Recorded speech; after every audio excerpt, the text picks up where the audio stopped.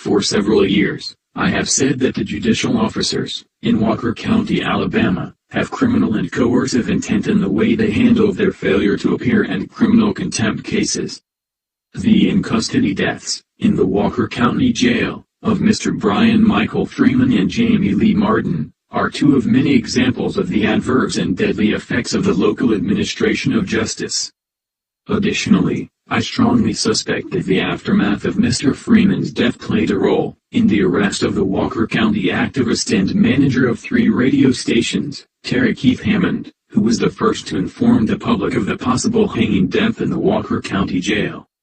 With or without the connection to the aftermath of Mr. Freeman's death, Mr. Hammond's arrest is a prime example of the deceitful and retaliatory nature of those involved in the administration of rights and justice, in Walker County, Alabama.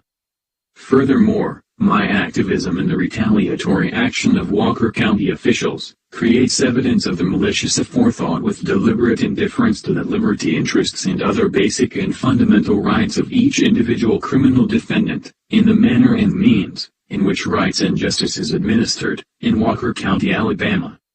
This is especially true, in terms of, 1. Establishing the specific intent of the judicial officers in the issuance of Mr. Freeman's and Mr. Martin's failure to appear warrants. 2. Establishing the specific intent of the judicial officers in administering the local procedures which were inflicted upon Mr. Freeman and Mr. Martin immediately following the execution of the failure to appear warrants for Mr. Freeman's and Mr. Martin's arrests. 3. Establishing the targeted, retaliatory, and mean-spirited manner that these Walker County judicial officers conspire with local law enforcement officers, with every expectation of remaining free of the restraints of an undertaking of bail for their repeated and quaint little misdemeanor federal crimes.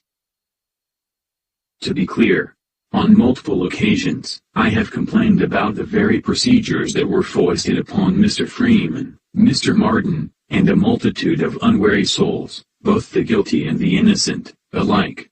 These rogue lunatics and thin-skinned psychopaths, who are invested with the judicial powers of the great state of Alabama, know, beyond a shadow of a doubt, that these local procedures violate the very concept of due process of law. And yet, not only do they continue these rogue patterns and practices, but they also go to extremes to defend their rights to commit these morally corrupt improprieties.